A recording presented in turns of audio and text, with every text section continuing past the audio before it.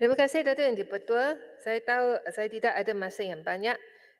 Saya sebenarnya saya nak tanya Menteri lah.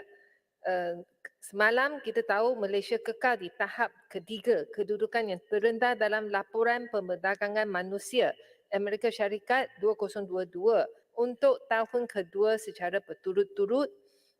Dan sampai sekarang kita tak dengar pihak kerajaan termasuk Menteri Sumber Manusia buat apa-apa kenyataan tentang perkara yang begitu serius ini kerana ia akan menjejaskan ekspor negara kita.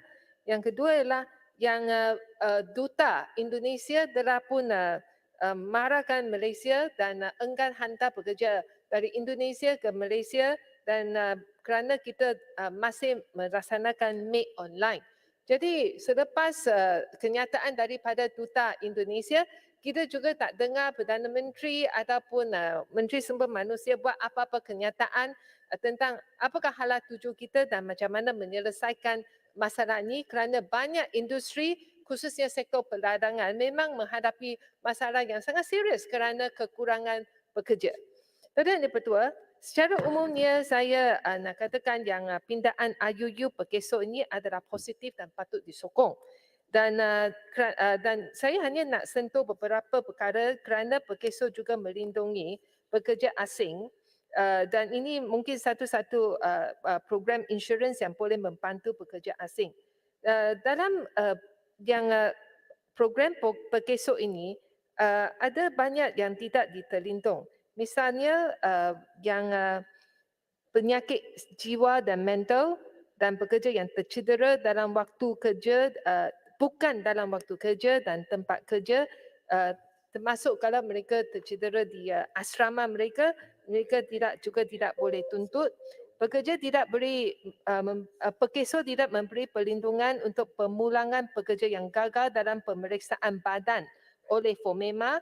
Perkesok tidak memberi perlindungan ganti rugi gaji pengangguran bagi pekerja asing yang bekerja di bawah majikan yang telah muflis, perlindungan gejala penyakit kronis seperti TB, meningitis, COVID, Ebola dan jenis penyakit virus yang tidak terlindung dan diurus mengikut kes terzapit adalah tidak jelas.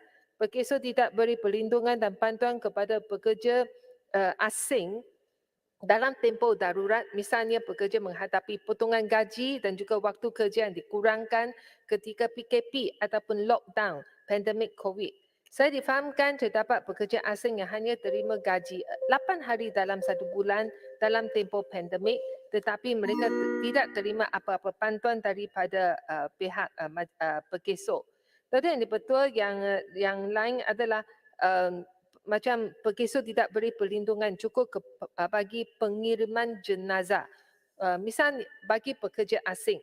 Misalnya kos penghantaran mayat pekerja ladang di Sibu ke Lembata boleh sampai 22,000 tetapi yang Perkesok mungkin hanya bagi 4,000 sahaja dan Perkesok tidak beri anggaran yang cukup bagi perkuburan pekerja asing bukan Islam kerana kebanyakan mereka terpaksa beli tanah kubur dari pihak swasta di Malaysia yang mana lebih 8,000 satu kubur. Yang akhirnya ialah perlindungan insurans, pembedahan dan hospital bagi pekerja asing tidak cukup kerana hanya 25,000 maksima tanpa subsidi diberi.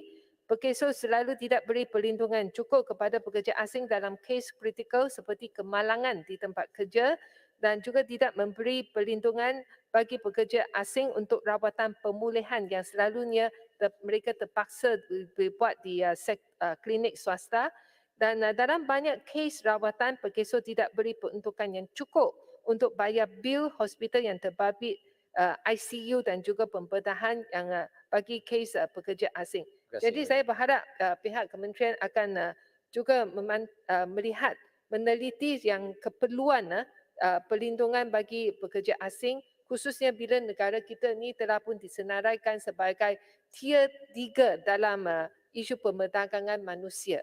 Sekian, terima kasih. Terima kasih Berhormat Putih. Seterusnya yang kedua tak